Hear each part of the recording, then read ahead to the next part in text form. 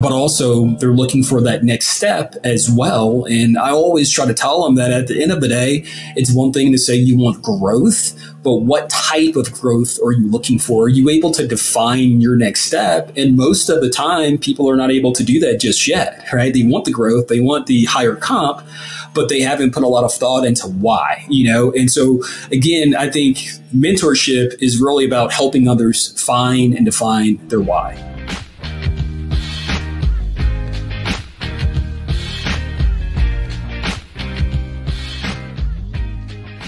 Reputation is everything. We've all heard it and we all believe it. Be it building and monitoring your online reputation or measuring your resident satisfaction in real time, we all know how important that is. The truth is, we spend too much time asking for reviews, responding to reviews, surveying our residents, and analyzing those surveys. This is all important, but there needs to be an easier way to manage it all. And in student housing, sometimes there just needs to be an automatic way of managing it, like during turn or for move-in day. Well, there is one platform out there that does just that. It's called Opinion. Opinion integrates with your property management software to automatically ask residents for reviews so you can get real-time feedback. It also works to generate more positive online reviews and ratings completely in the background without you ever having to push out an email or a text message. You can build surveys that are automatically sent out based on certain events within a tenant's lease cycle or an ad hoc community-wide survey. And it's working behind the scenes to analyze all of that feedback and present it to you in a way that you can quickly understand your property's resident satisfaction level and get insight into your team's performance. Listen, there are a lot of platforms and applications that can help you monitor and respond to your online reputation. Some will even help you generate more reviews, but Opinion allows you to do it hands-free and brings you the feedback you need in order to take meaningful action. So let Opinion do the heavy lifting and give your team more time to focus on your tenants. For more information, click on the link in the show notes or go to Opinion, which is spelled with 3 I's, opinion.com/SHI. Again, that's opinion.com/SHI. Go there today and get a special promotion for our audience members.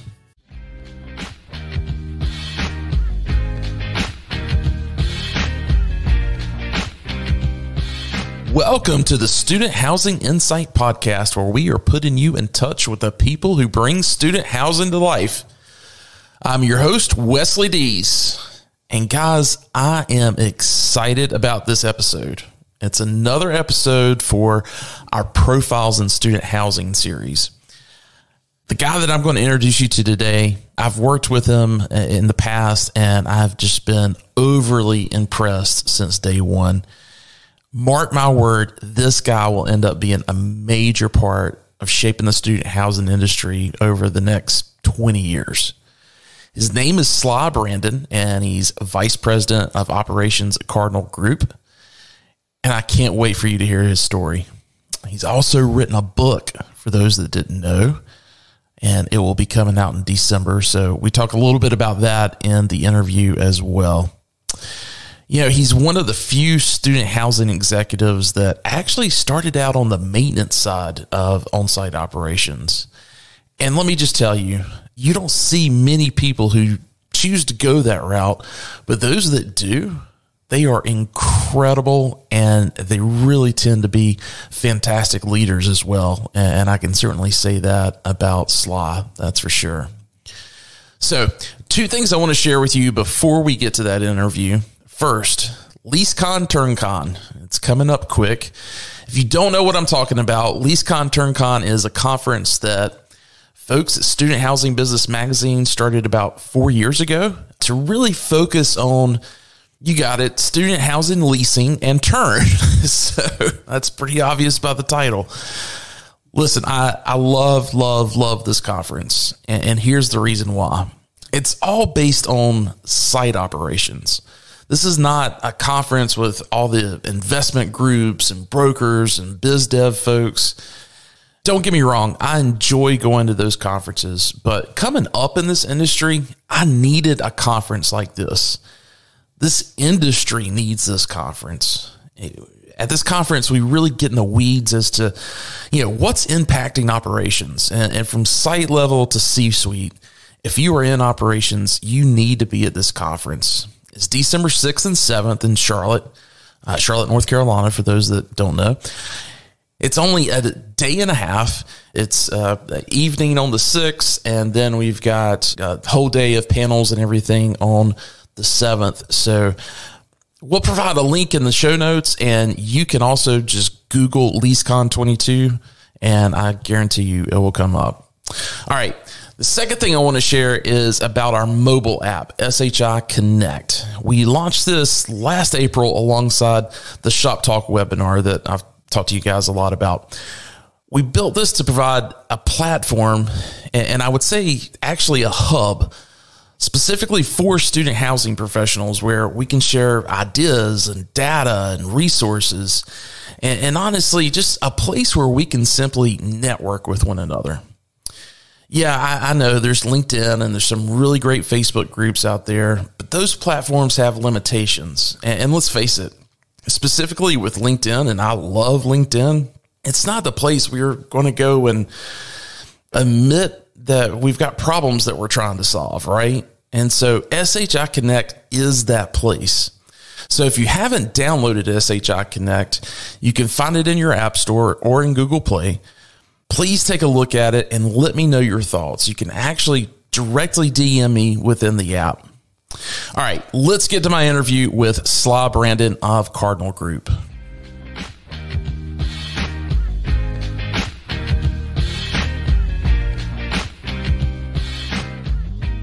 Sly, welcome to the Student Housing Insight Podcast. How are you doing?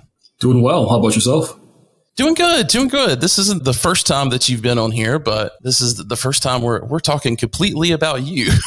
So, I'm excited about it. And full transparency to our audience, I've done some asset management here in the past few years with a client that we had Cardinal as the management group, and our paths crossed, and it's been fantastic getting to know you and kind of see just your growth in the past 2-3 years at Cardinal. It's been fantastic to watch. So I'm excited for our audience to hear your journey, because you're one of those few guys that actually started out on the maintenance side, and now they've made that transition. And that's not completely unnormal for Cardinal, because a guy that I know very well and worked with early in my career, Eli Roth, is kind of the same thing. He went from the maintenance side to the operations, or the operations executive side, I guess is the best way of putting it.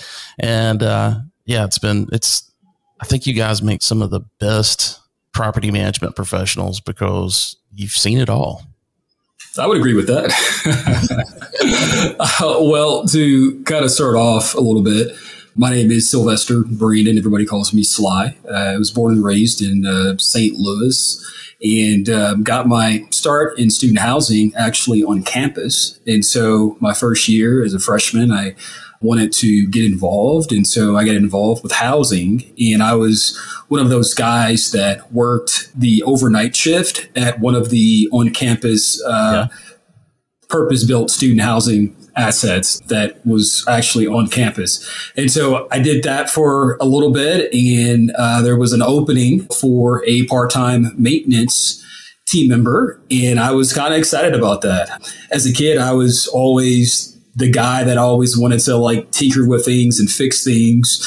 And so I saw this as an opportunity to make a little bit extra money, but also have a regular schedule, but then to learn stuff as well. And so my first job in student housing was actually a night clerk, but then it evolved to a maintenance tech on property at the university.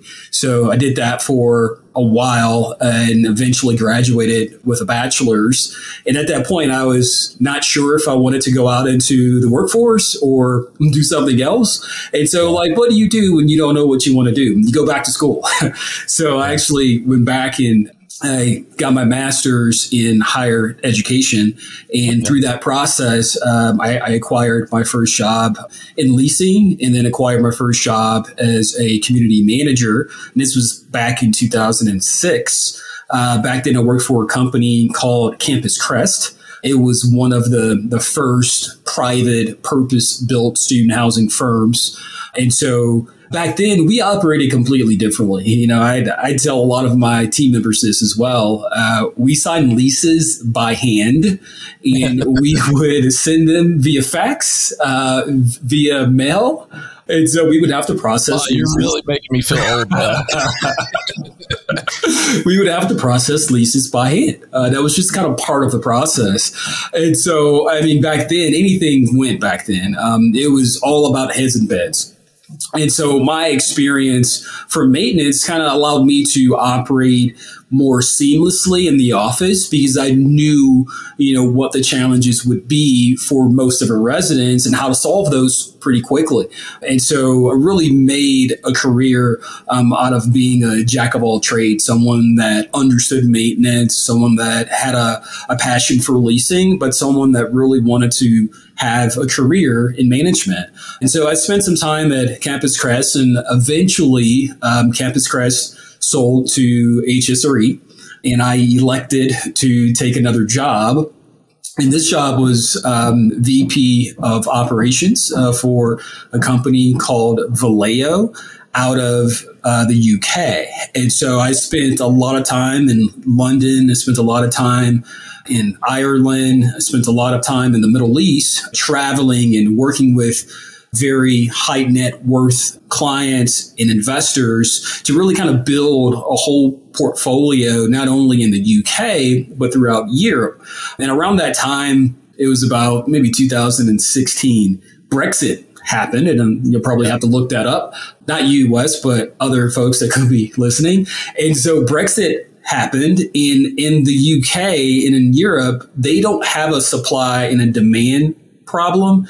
They purely have a supply problem. And so around 2005 to 2007, most of the university lifted their enrollment caps. And so most of these unis were 5,000 to 6,000 students. So when they lifted the caps, what happened is a lot of these students from the EU would travel all around Europe, but most would land in the UK and go to the university. And so these universities grew exponentially overnight, some by double. And so what was happening is these students were like living in family neighborhoods. And so the UK, wanted to expand purpose-built student housing to most of the smaller markets to accommodate for the growth in enrollment. And so when Brexit happened, most of those students that were from the EU, they were essentially threatened with having to actually apply for a student visa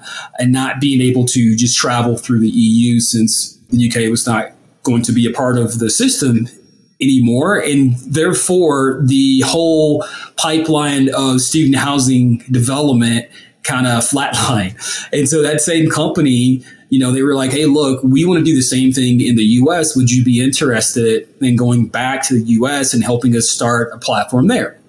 And so I went back to the US and I was essentially VP of development administration and operations. And so I would go out and I would analyze new markets, and I would present that data to an investment board to see if they would want to develop in those markets. So I did a lot of market studies.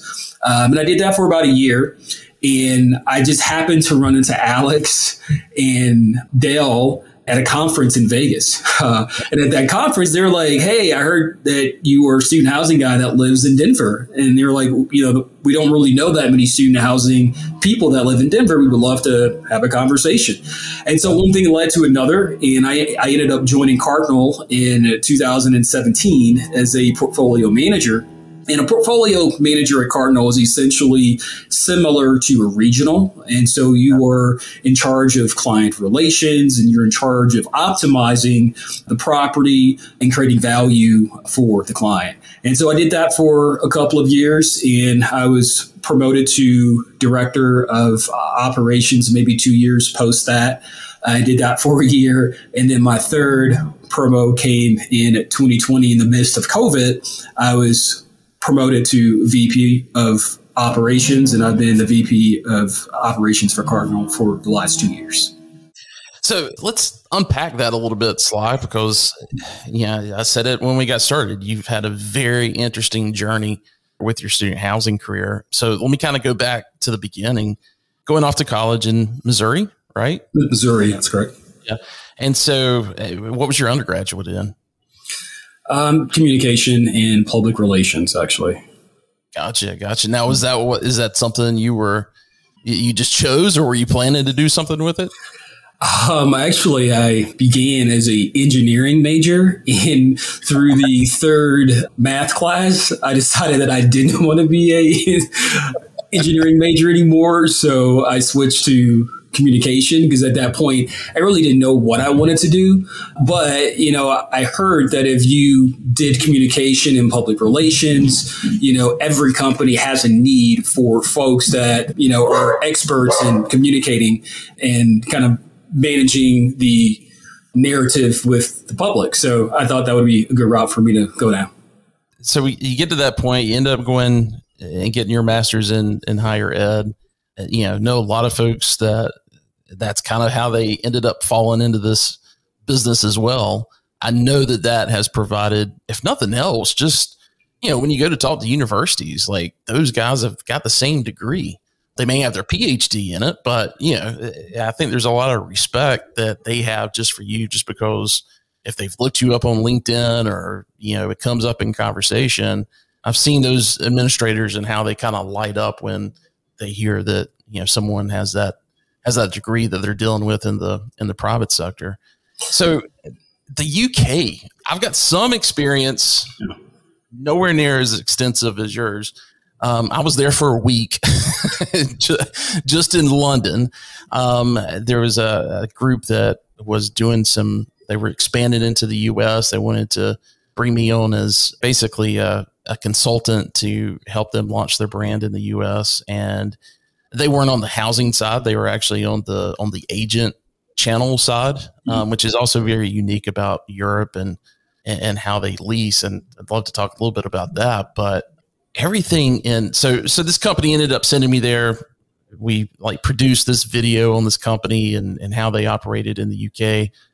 It was quite an experience. And the thing that now I was only in London, so I don't know where else in the UK you went to, but at least in London, what was so surprising to me is that you've got most of the buildings are 150, 250 beds max for the most part. And there's no staff on site. You may have a den mother type person, and, the maintenance is centralized. They're probably serving 4 or 5 other buildings in the neighborhood.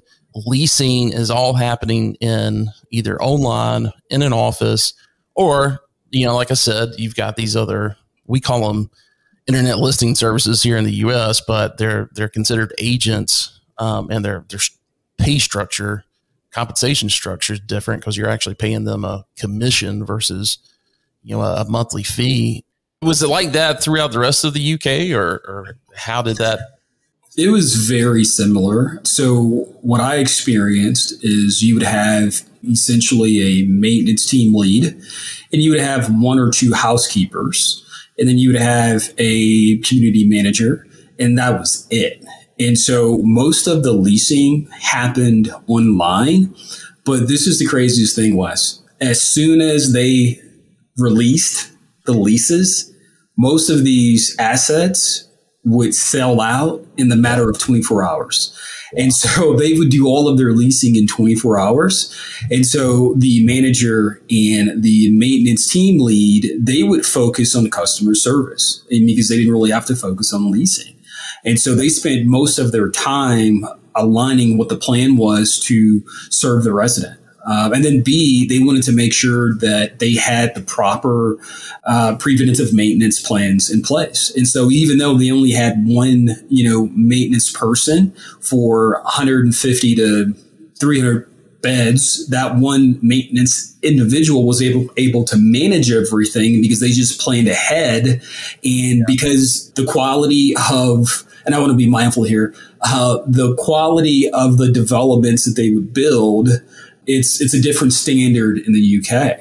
And so they didn't have as many work orders as you see in the US. And then also the residents that would live off campus, they were more mature in terms of how they treated their home. It was their home. So you didn't see knockdown exit signs. The hallways were clean. I mean, it was like a completely different world, Yeah. That's so interesting. For our audience members, don't feel like you've got, and of course our audience is international. We have folks that listen to us in Australia and certainly in the UK.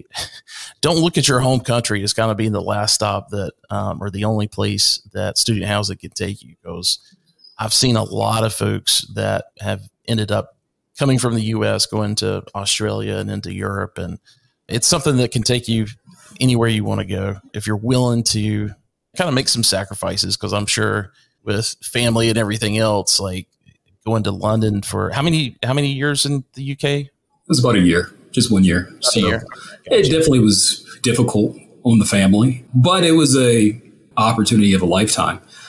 There are certain things that I've learned through that experience that I've been able to apply through every year that I've been in student housing post that. So it wasn't just a experience of traveling and seeing the world and understanding how different countries operate, but it was also this educational piece of how can I take kind of some of those things that they do differently and well, in the UK or Spain, and bring those things kind of back to the US. Yeah. And I've got some familiarity, obviously, with Campus Crest because, I live in Charlotte and they were based here. And of course, with Vallejo, it was Ted Rollins going to Europe. And I don't know if he was an original partner with those guys or partnered with those guys later. But yeah, then him bringing that brand here to the U.S. Of course, Kevin Seeley, I'm sure you probably worked pretty closely with. Yeah. It was fantastic kind of seeing what they were moving forward with in the U.S. And Kevin and I had a lot of conversations about what it is that, they were kind of learning from Europe that they put in practice here. So those have been some great conversations. And, super sad last summer to hear that Ted had passed away. But what a legacy he has left behind with so many folks that are, the whole Campus Crest crew that is still in the business. I think, I know Sean Devine is somebody you work pretty closely with. He kind of came up through Campus Crest as well. And it's been amazing to see everybody from that company grow within the industry. Well, I think it's probably, as we're talking about learning things from other countries and that type of thing, it kind of parlays pretty well into the next question I had for you, which is, what are you seeing as some of the biggest challenges that are facing student housing industry in the years to come, short term, maybe long term as well? Yeah, I think there's three basic that I think about. The first one is market oversaturation. Will enrollment continue to outpace student developments? Guess we'll see. Either way, what normally happens is new supply typically pushes older assets to compete for their pipeline, And so if you are a vintage of 2015, by 2024, you may be bottom of the market, And so to compete for that pipeline, you're going to have to be creative in how you're going to overcome that and how will you market yourself to be different from the rest of those assets and some of those newer developments. And so I think that's definitely coming. Number two, I think post-COVID rate inflation has been fruitful for a lot of us. But I think that's going to cool off at some point. I've traveled to several markets the last 6 months, and it's great because I'm able to tour most of our comps in these markets. And one thing that I've learned is student housing still operates extremely lean. a lot of these assets are postponing asset improvements or deferred maintenance. I think we're going to get to a point, whereas with the new generation of students and residents, you're going to have to be able to back up why your asset is going to increase the rates by 7 bips or whatever that number is, right? You're going to have to really prove that that value is there. I mean, if you really look at the demographic that we're dealing with now, it's rapidly changing on a monthly basis. Their needs are completely different from the needs of those residents a year ago. And then 5 years ago, it's a completely different market space, right? And so the type of residents that are going to be living in these communities, they're going to look at value for their money. You know, in some of those communities that are able to kind of manage driving quality at their asset while also kind of creating a residential experience, I think they are going to be positioned well to kind of weather whatever storm, you know, post-COVID rate inflation cooling is going to bring. Yeah. Thirdly, I think it's evolution of the new workforce. Many of our Gen Zs, they just look at earning a living completely differently and are more socially conscious regarding what and how they invest and choose their time. More importantly, we're in a influencer revolution right now where students can go out and earn a living through being an influencer on social media. And so it's going to redefine what it really means to have a part-time job. It's going to redefine what it means to earn a living post-college. Most of these students, you know, typically are looking to get into the workforce. I think Gen Zs will also be looking to get into the workforce, but in terms of a 9-to-5 versus something that they have freedom of their time, I think that's going to be the biggest difference that we're going to see. Yeah, yeah. And it's interesting, going back to, you know, your second point, it just kind of clicked with me when you said that. And we're talking about affordability within student housing. And, you know, we just had a shop talk earlier that one of the things we've been talking about is how much the enrollment, particularly at the flagship universities. I mean, because truth be told, between fall 2019 and fall 21, higher ed had an 8% decrease in enrollment. Now, all of that has, you know, trying to tell somebody at University of Tennessee in Knoxville that, you know, they're like, what planet are you on? But, you know, that's the ones that have taken it on the chin are the community colleges and tier 2, tier 3 schools with that enrollment drop. And some of this was already it was already coming with, there's a population decline happening here with Gen Z, especially in 2025. There's going to be a pretty big decrease. And then you've got, and of course, the opposite's happening in the UK. They're on a, you know, to your point earlier, they've got a real supply issue because that demographic is actually on the rise. But what's happening is these tier 1 universities are expanding their in-state enrollments to compensate. And COVID just put that on steroids because of international students not being able to come to the States and that type of thing. But what you said was really, like I said, it just kind of clicked with me, is most of who they're now accepting, or a lot of these flagships are accepting, 3-4 years ago couldn't get into those flagship, either because of, you know, location, or, you know, let's put high school grades next to, you know, socioeconomic status. I mean, there's obviously a correlation there. And so now you've got what I would say are folks that normally couldn't afford to be in that directly next to campus A++ property. And they're really just kind of being priced out because in those same flagships, we've got so much enrollment growth that's happening. And again, because of the pandemic, we haven't been able to build a lot in those markets. And, you know, over the next 3 or 4 years, those markets are going to be, it's going to be tough to find affordable housing, I fear. Yeah, I mean, I think is it affordable, but doesn't meet my needs? I think students will still be willing to pay whatever price point, but it's going to be based off of value. You know, if I'm a scholarship student and I only have so much dollars, I'm going to pick a place that meets my budgeting needs, but also meets my lifestyle needs as well. And so if I pick a property that has a bad rep for not taking care of their residents, and or they have multiple issues that go unaddressed in a unit, I think those types of properties are going to have a really tough time. And so I think you're right. I think a lot of those students are going to be forced to figure out, like, where do I live? If I'm priced out of the tier 1 properties in the market, then am I going to look at a tier 2? And I think the answer is yes. But I think within those tier 2s, they're going to be looking at the property that has the best rep, and also the property that has a history of caring not only for the property, but also for its residents. So, and I think the last point, Wes, is the biggest one for me. I mean, because we all know that most student housing communities are operated and leased by 18 to 25-year-olds, right? Yeah. So this evolution is going to have to force operators to recruit differently. It's going to have to focus on how we're able to retain our employees at a higher rate. Right. And so the evolution of what we know student housing is now, my best guess in 3 to 4 years is going to look completely different from a management standpoint, but also from a residential standpoint as well.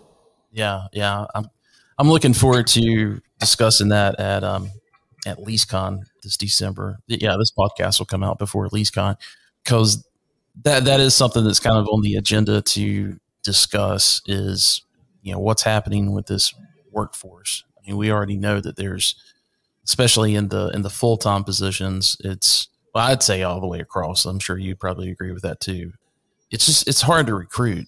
And over the past 18 months, I've seen some pretty inventive ways, I guess, is the way to describe it, of trying to centralize, trying to consolidate. Fortunately, I think the students, our customers, have kind of lowered their expectations a little bit when it comes to not the quality of service by no stretch of the imagination, but as far as, you go to a restaurant and you may be waiting a little bit longer than you did 3 years ago because they're short 2 people, Yep. And I think that's kind of carried over to everywhere else they do business. And we're certainly not exempt from that. Yep. Well, hey, I've got my next question that I want to ask. Our audience is made up of mostly on-site managers, and a lot of them are in the, that 3 to maybe as far as 8 years into their career. And they're saying, okay, is this something that, I want to do for a longer career than what I've already done it? And, do I want to, do I see myself eventually going off-site, into some other kind of role? Just wondering what kind of advice you've got for those folks. Yeah, I would say first thing is identify what direction you would like to go. In the industry, there's multitudes of different disciplines within student housing.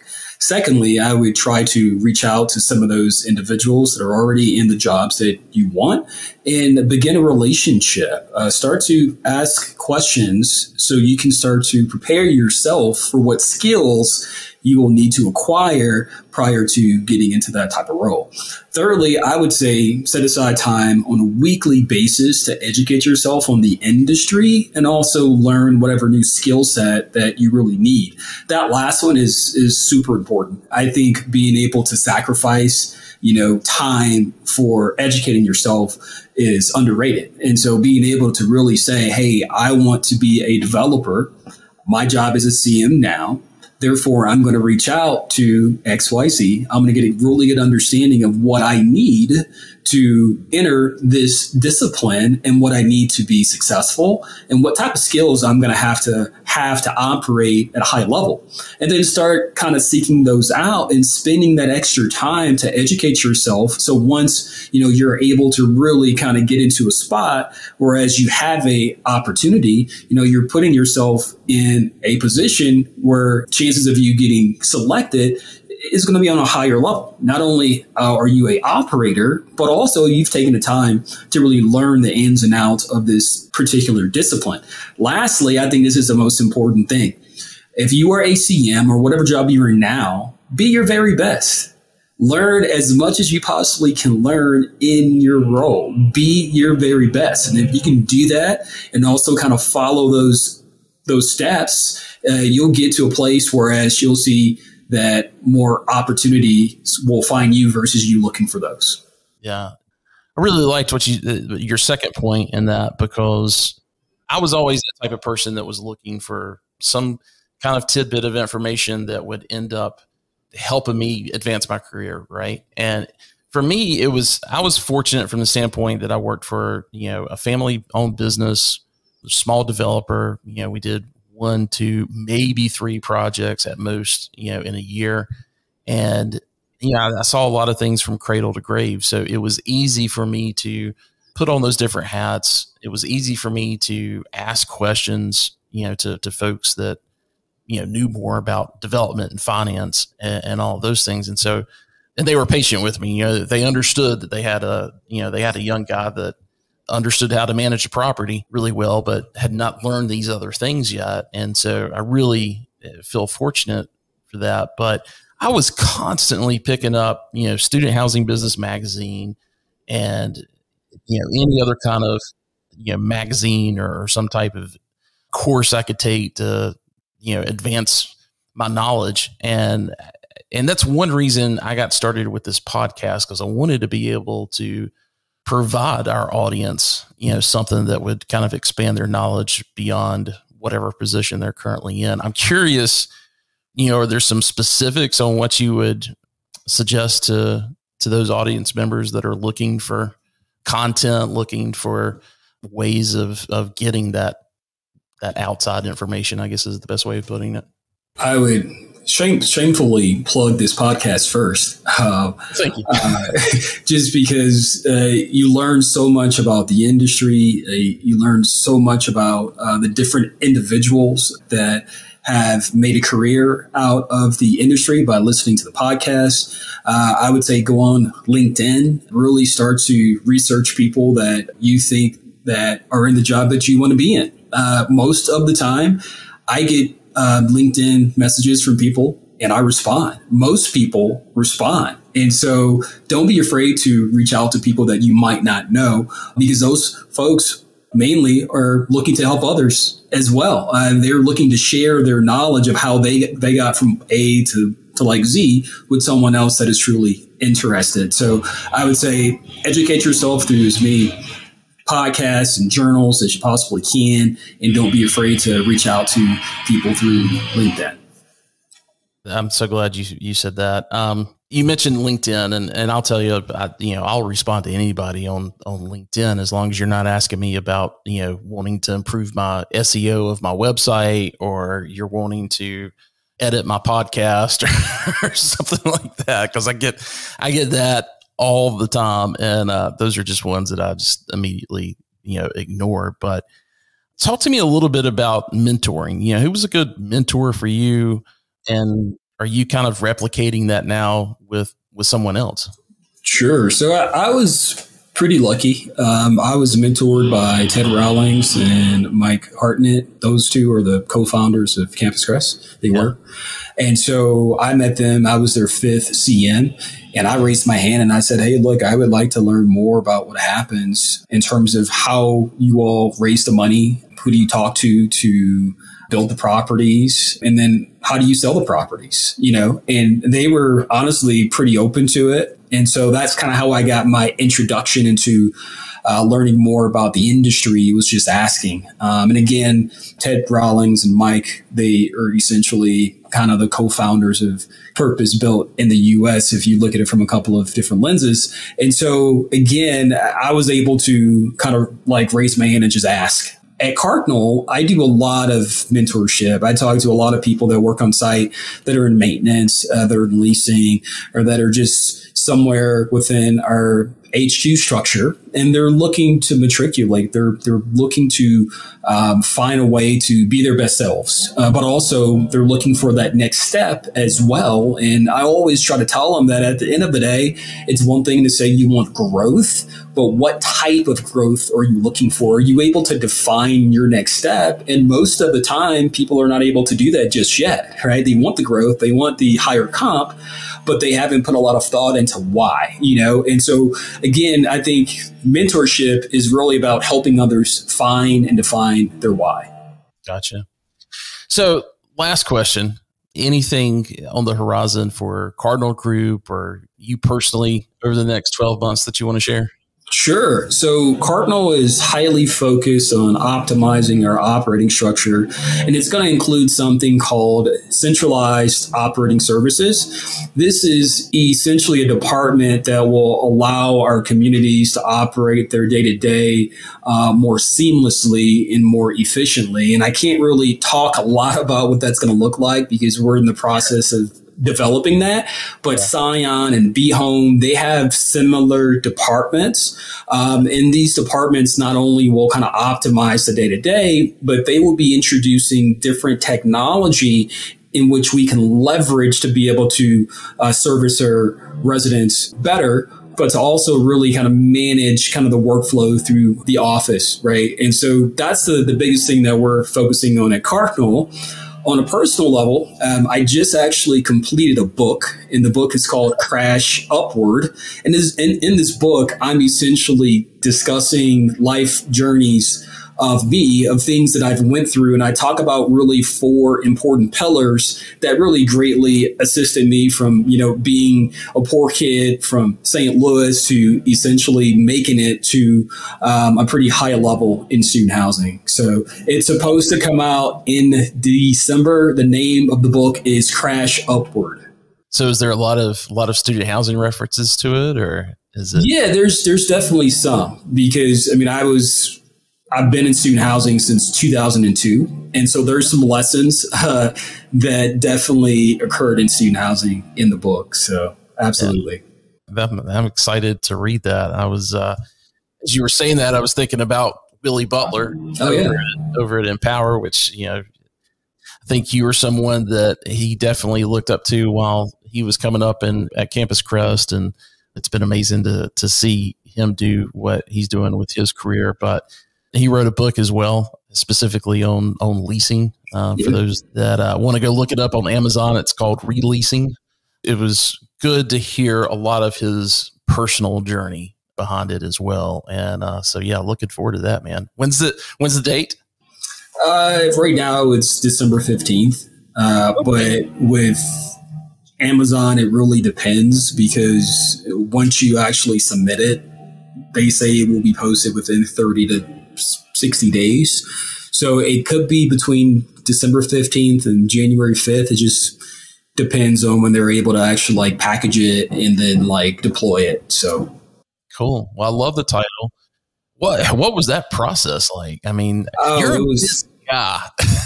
Yeah. I mean, it's something that I've always wanted to do. And I've always been told that I have a very interesting life. And I never thought about it from that standpoint. And so I was challenged to kind of take some of these stories and kind of put it in a book format to kind of share some of my, learning opportunities of how I got to where I am now. It was a very traumatic process to write that book, because I essentially had to write it about my personal life.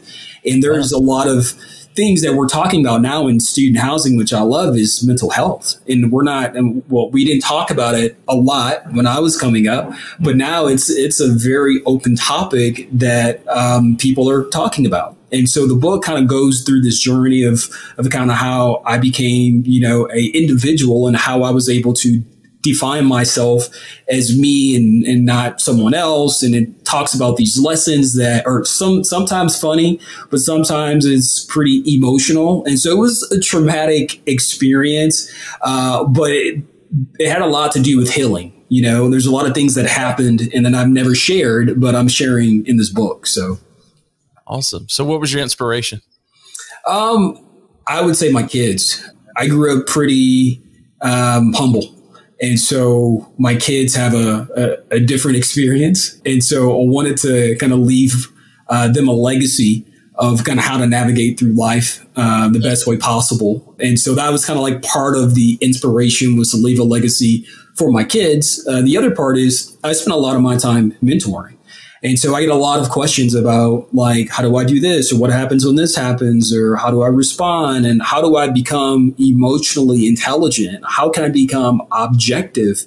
And so all of these different pillars, I teach folks on a day-to-day. And so it was like, oh, wow, if I could take all of these different lessons and merge them with stories, then maybe I could reach a larger audience of how to kind of navigate obstacles in life. Well, I'm looking forward to that. I wasn't even aware of it, so that's so cool. That's breaking news. Yes, sir. Yes, sir. Well, Sly, I appreciate it so much. Thanks for the time. Thanks for sharing the personal side as well as the business side. And if someone wants to reach out to you, either say thanks for sharing, or, hey, I've got some questions. What's the best way for them to reach out to you? You can look me up on LinkedIn. Sylvester Brandon is my name. I have LinkedIn on my phone, so if you do message me, I definitely will receive it. So, fantastic, Sly. I appreciate it so much. Cool. Thanks so much, Wes. We'll talk soon. All right.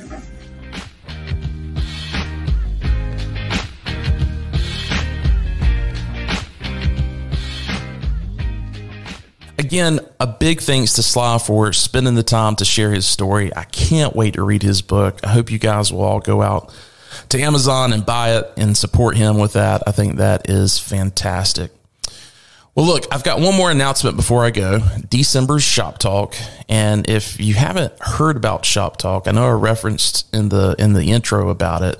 If you heard that and you were like, Wes, what's Shop Talk?